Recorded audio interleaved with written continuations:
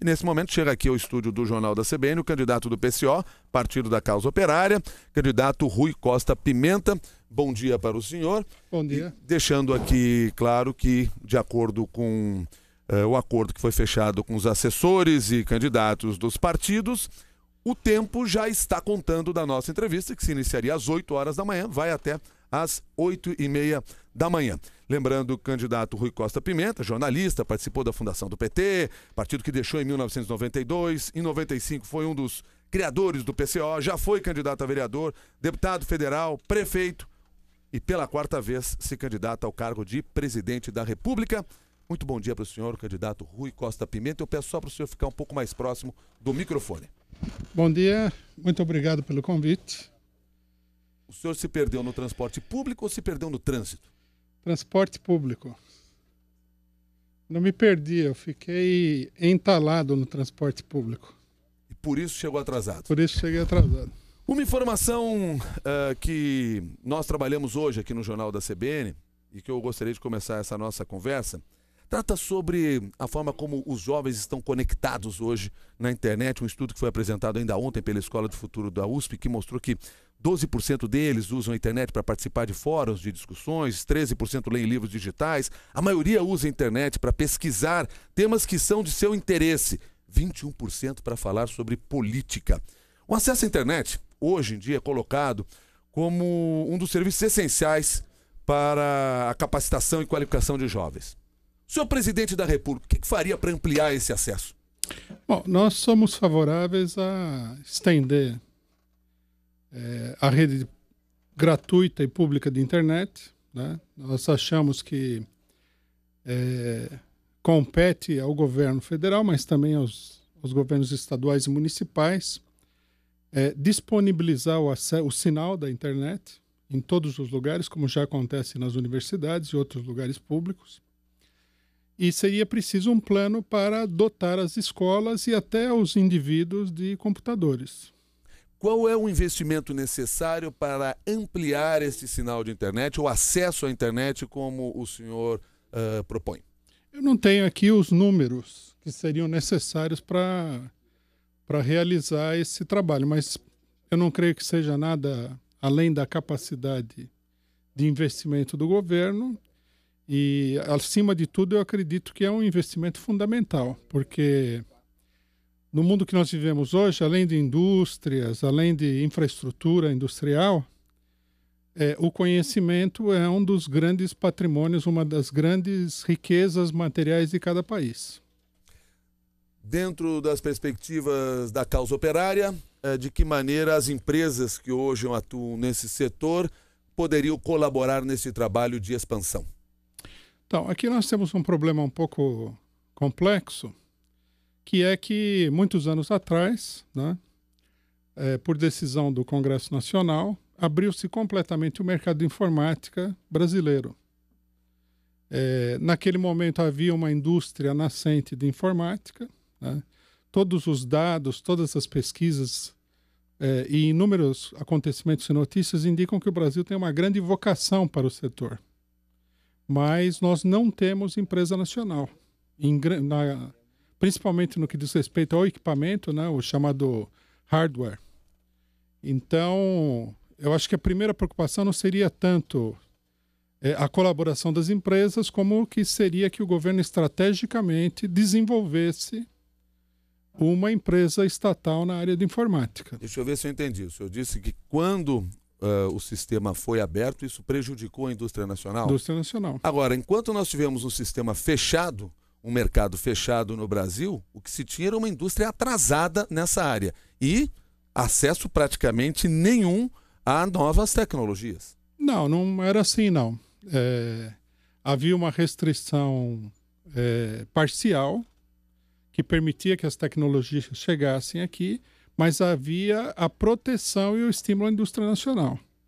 Agora, eu acho Naquela época, para se ter um computador, o cidadão precisava comprar no mercado paralelo para conseguir montar um computador em casa e fazer isso escondido para não ser preso. Havia muito pouco computador também.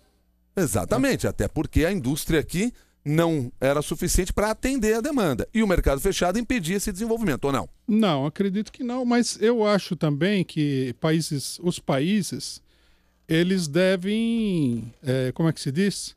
Se necessário, não acredito que seja nesse caso aqui, sacrificar um pouco da velocidade do desenvolvimento para garantir a sua autonomia, a sua independência nesse desenvolvimento.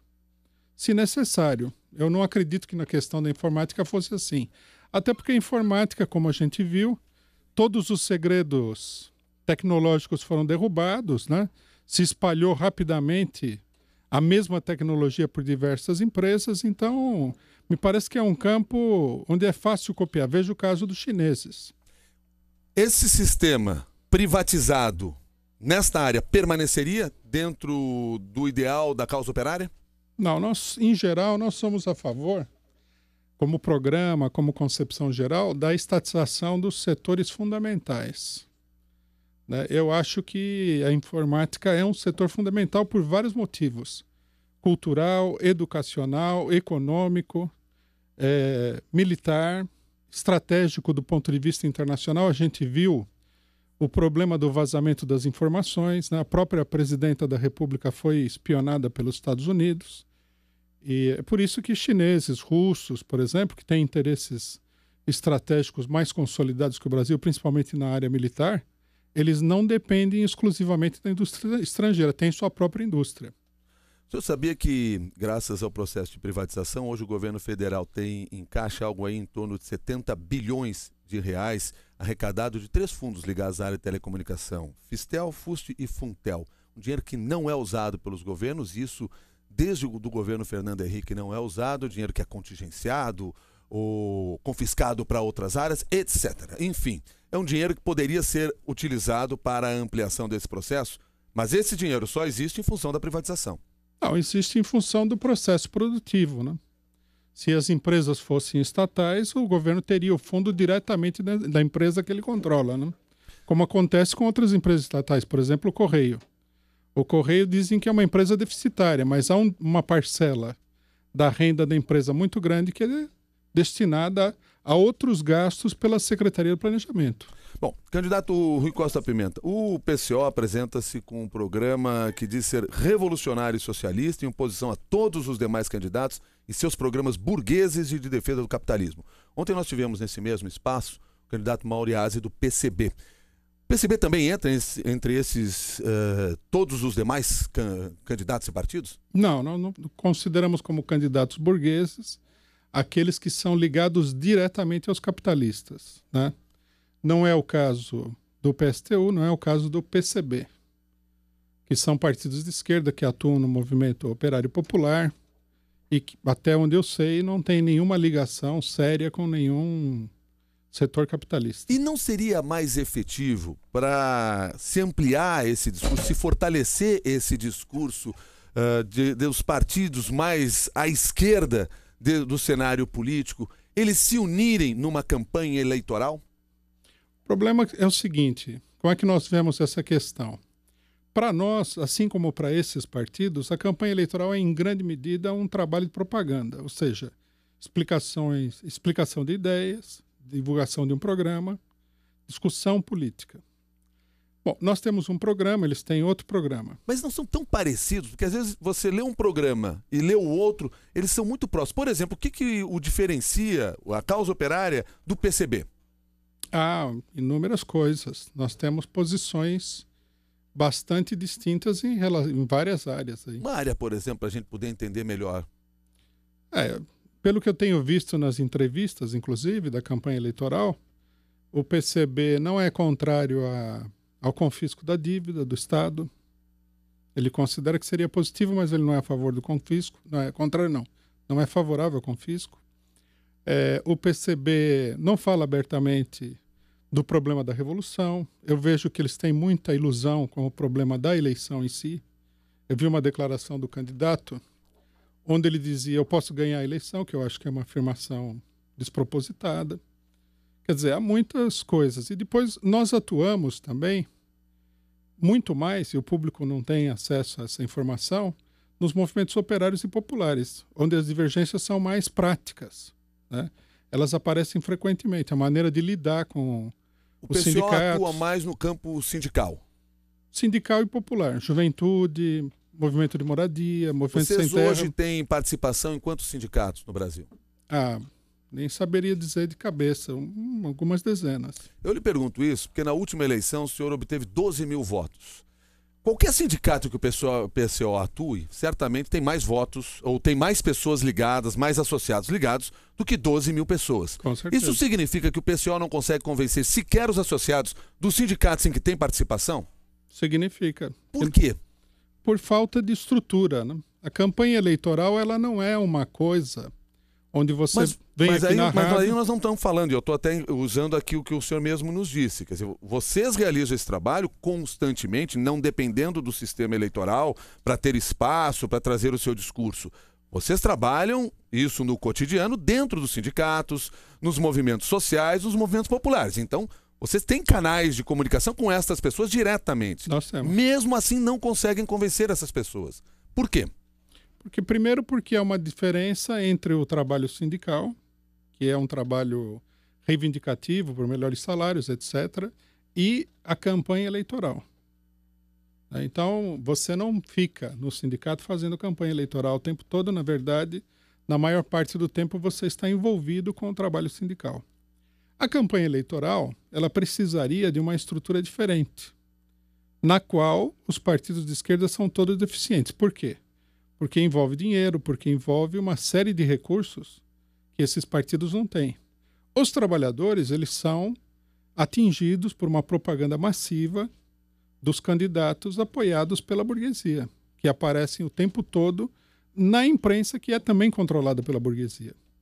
Num certo sentido, você tem que lutar bastante, é uma segunda luta.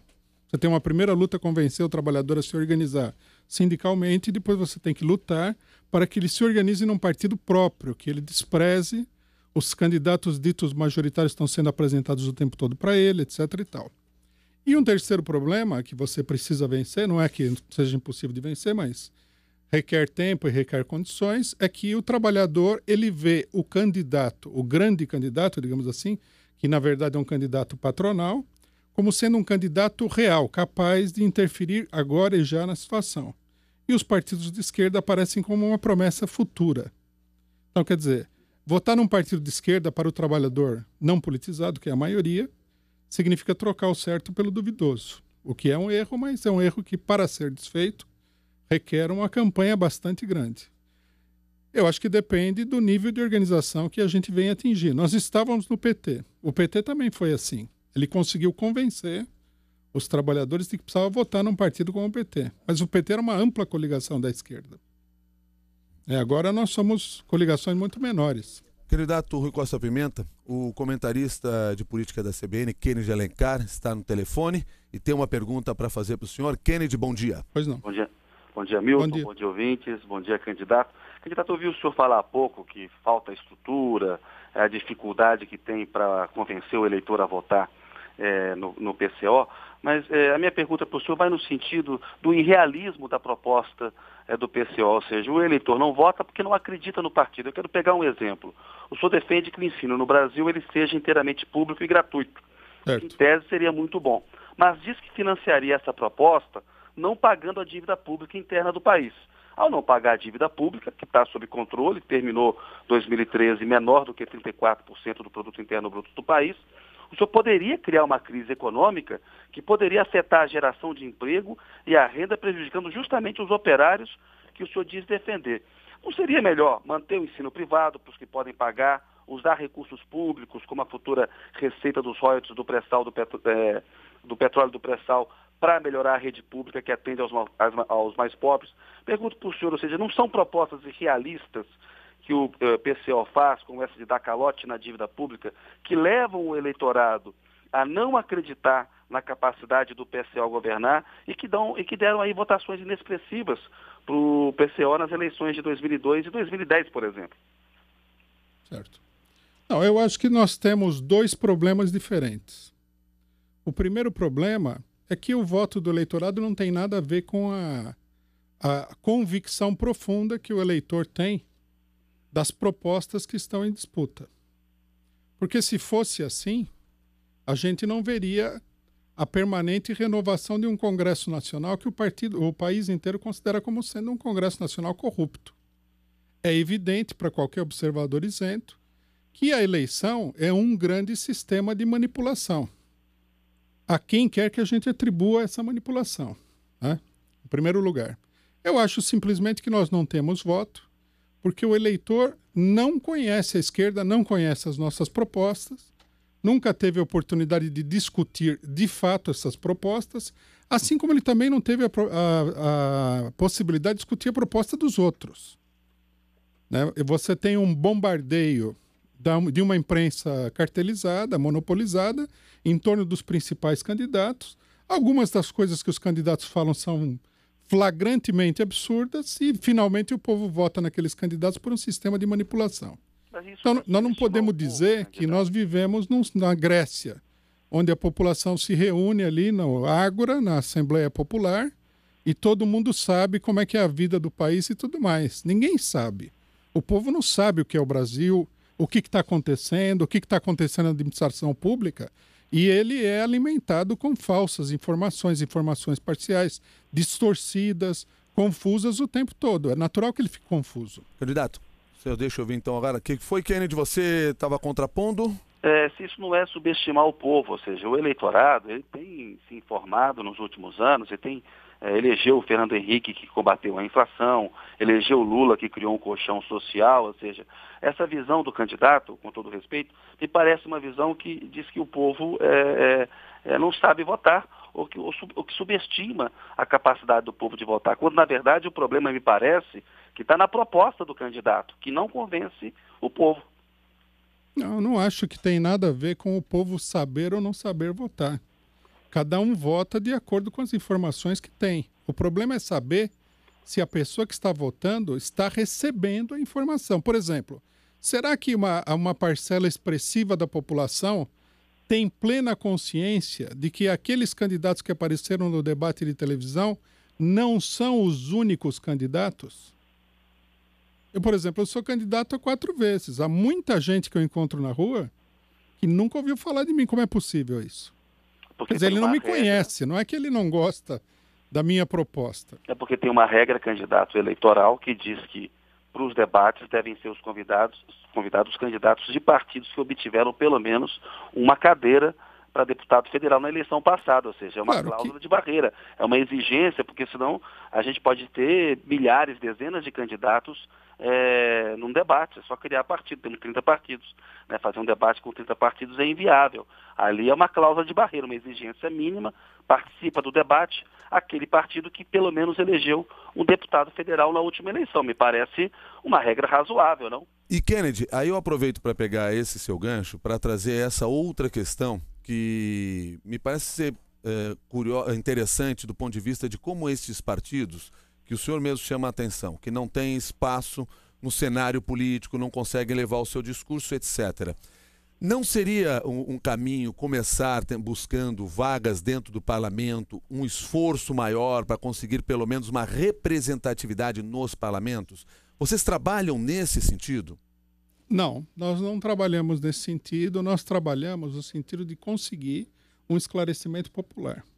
Nós acreditamos que quem muda a realidade social são as grandes massas de trabalhadores e não o esforço individual nem desse partido nem daquele partido. Eu não acho que os partidos que têm representação têm nenhum mérito por isso. A maior parte deles são herdeiros do sistema parlamentar da ditadura militar.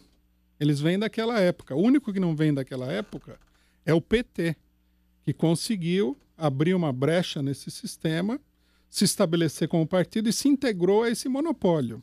Ele não entrou para dar espaço para o povo. Ele se integrou e participa do monopólio. Isso precisa ficar muito claro, porque senão nós vamos ficar com a ideia de que a nossa proposta é muito bem conhecida, todo mundo sabe o que é o socialismo, todo mundo sabe quais são as consequências da estatização e da privatização, quando não é verdade. A própria campanha a favor da privatização foi uma ampla campanha de desinformação na época. Eu acompanhei essa campanha. Tudo é desinformação. Kennedy, muito obrigado pela sua participação. A gente volta a conversar aqui no Jornal da CBN. Bom dia. Bom dia. E eu aproveito e faço a pergunta que é encaminhada pelo ouvinte internauta Ivan Raposo, que escreveu para pergunte ao candidato @cbn.com.br, senhor Rui Costa. Vejo o senhor falar sobre modelo socialista, mas seria possível ter um modelo socialista que não seja uma ditadura como é nos países que o adotam? Bom, isso de ditadura é relativo, porque... O que tem de relativo numa ditadura? Ou é uma ditadura ou não é uma ditadura? Não. Veja os Estados Unidos. É uma ditadura também.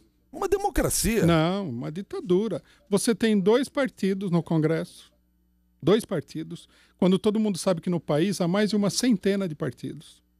Quer dizer, não existe uma lei que proíbe que você ingresse no parlamento, mas existe um fato, todo mundo sabe, que ninguém vai ingressar.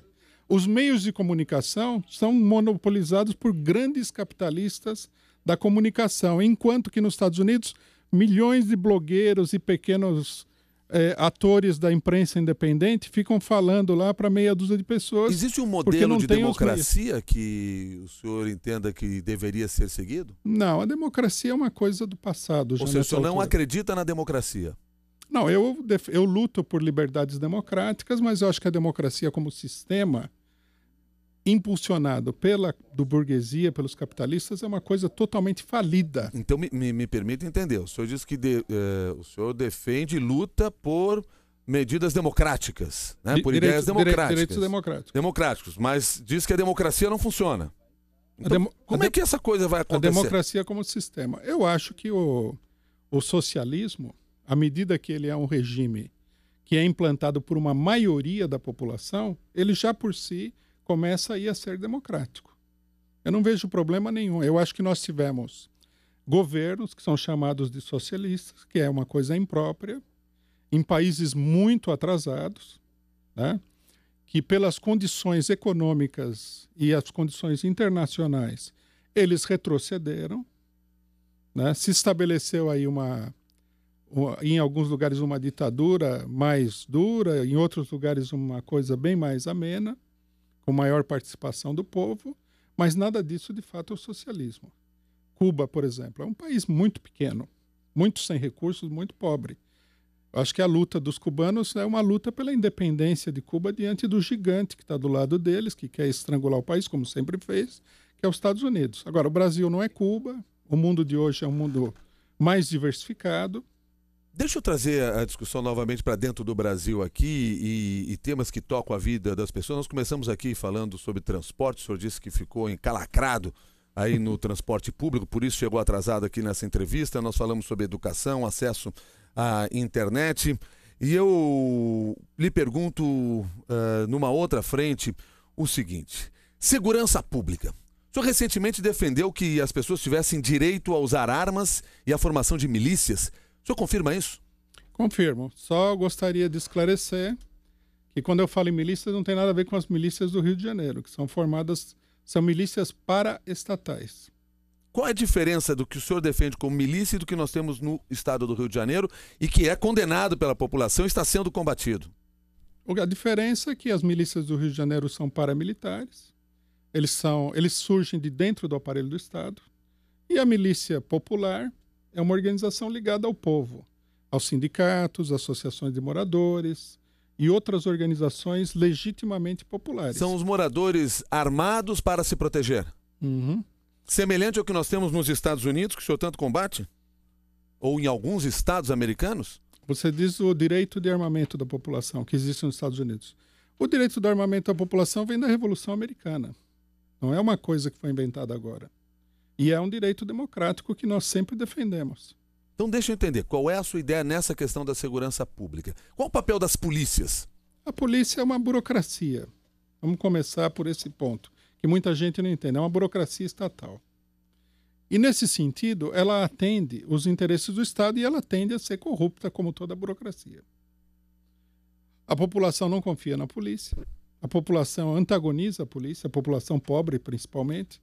Alguns setores de classe média são iludidos, acreditam que a polícia é a salvação da sua propriedade, o que não é verdade, porque a eficiência da polícia é muito pequena. Se um cidadão for assaltado, reclama a quem, levando em consideração essa tese defendida pela causa operária? A organização da comunidade dele. Mas isso é o que nós já assistimos em algumas comunidades mais pobres, onde o tráfico de drogas, por exemplo, gera esse domínio. Tá, mas o tráfico de drogas não é a milícia popular também. O tráfico de drogas é o crime.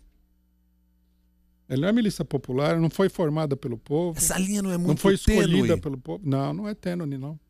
Não é tênue porque nós temos experiência no mundo.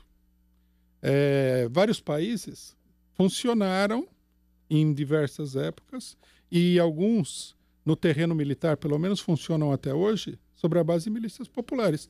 A Suíça não tem exército, ele tem uma milícia popular. Todo cidadão faz o serviço militar e se tiver uma guerra na Suíça, entra em campo. Nós não estamos falando armado. de uma guerra, nós estamos falando num país com o nível de violência que o Brasil tem.